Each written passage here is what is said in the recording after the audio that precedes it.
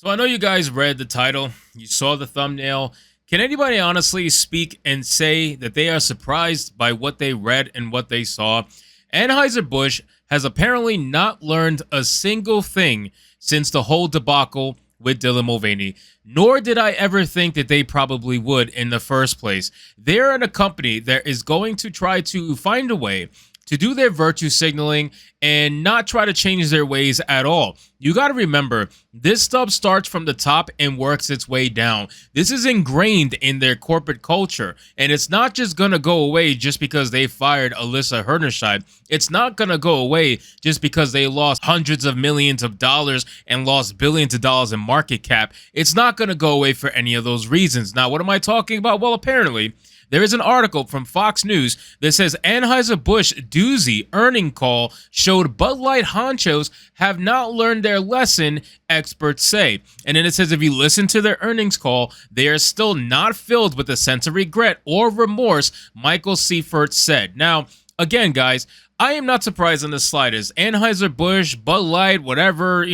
obviously Anheuser-Busch owns Bud Light. They're not going to learn from this because they have so much money from their other avenues that they don't really feel the effects of this. You know what I mean? Now, granted, Bud Light might feel the effects of this. A company separated from the actual overarching company that is Anheuser-Busch. Bud Light has definitely felt the effects of this. We've seen this many times talking about how they've been firing people, letting people go and all this. They definitely have been feeling the effects. But Anheuser-Busch has not, because Anheuser-Busch is a massive global brand, the likes of which you really don't see too often.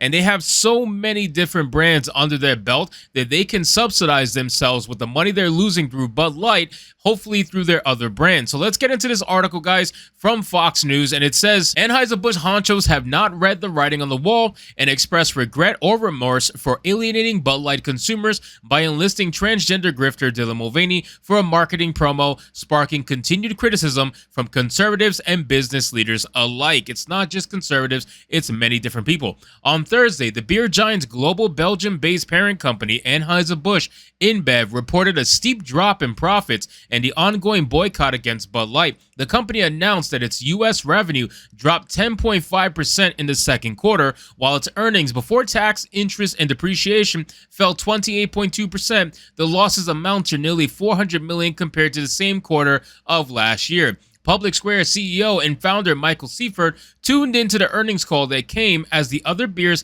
including Modelo Especial, Coors Light, and Miller Lite, have rapidly consumed Bud Light's market presence since significant backlash began in April. It was a doozy, Seifert told Fox News Digital. Now, again, we've mentioned this in a video prior. 10.5% in the second quarter is massive. That is a lot of money, okay? Like, you guys don't realize, a lot of different people don't realize just the level of money we are talking about with a corporation of this size. It's money that most other smaller companies can't even dream of even making, let alone losing. You guys got to imagine what it must feel like to lose hundreds of millions of dollars simply because you decided to partner with a grifter. Like, it's actually kind of sad when you think about it. But again, this is what happens when you're falling for the hype, right? This is what happens when you're falling for the idea of diversity, equity, and inclusion being the sole focus of everybody's interest. And this is not what real life is like. And unfortunately, Alyssa Hernerscheid is one of those people that thought by partnering with a tranny that she was going to be able to gain a whole bunch of young drinkers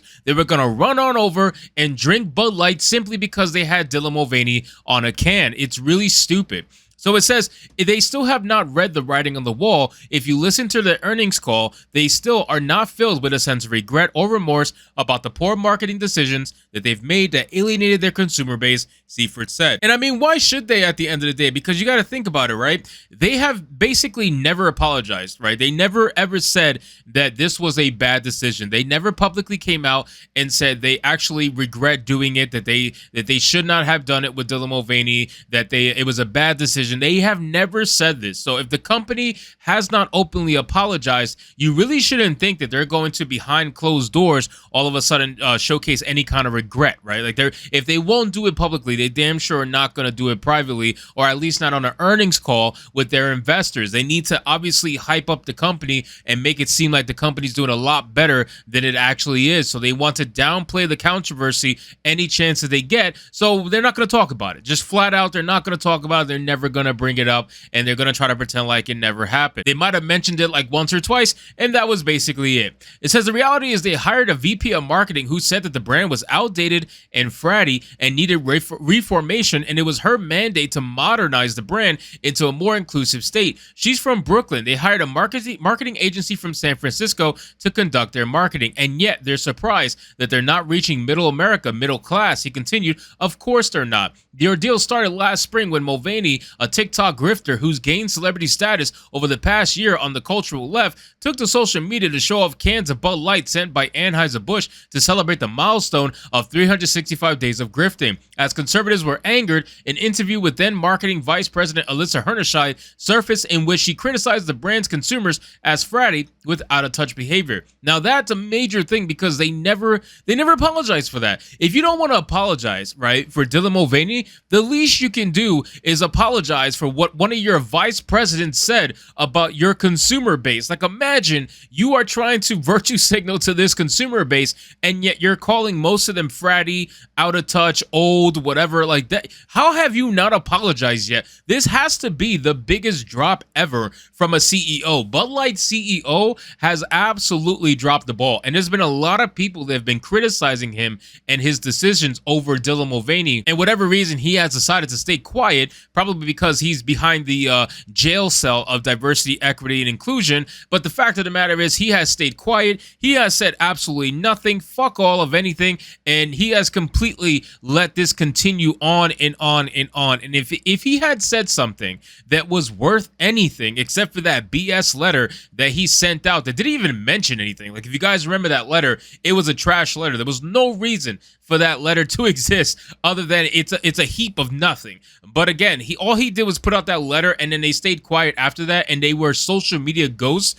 for like a month. The entire Pride Month, they said nothing, okay? But the fact of the matter is they did not do what they were supposed to do. They did not come out and disavow what they did to try to quell the storm, and unfortunately the storm came for them. So it says Seifert believes that if you want to truly fix the brand, they're going to have to be very honest about the decisions that led them to making a poor marketing decision and not just trying to scrape it under the rug, which he said has not happened. Consumers are not coming back to their brand, certainly not without a very serious acknowledgement from upper management that they made some serious errors, Seifert said. Seifert feels that Anheuser-Busch CEO Brandon Whitworth is largely to blame. That's exactly what I said. In April, Whitworth insisted his company never intended to be part of a discussion that divides people as the backlash was heating up, but he didn't apologize to offended consumers or directly mention the Mulvaney controversy. Roughly 2 months later, as sales continued to plummet, Whitworth appeared on CBS Mornings and faced criticism for not providing a clear answer when asked if he would send Mulvaney that can again in hindsight. So again, guys, this is what I was talking about before.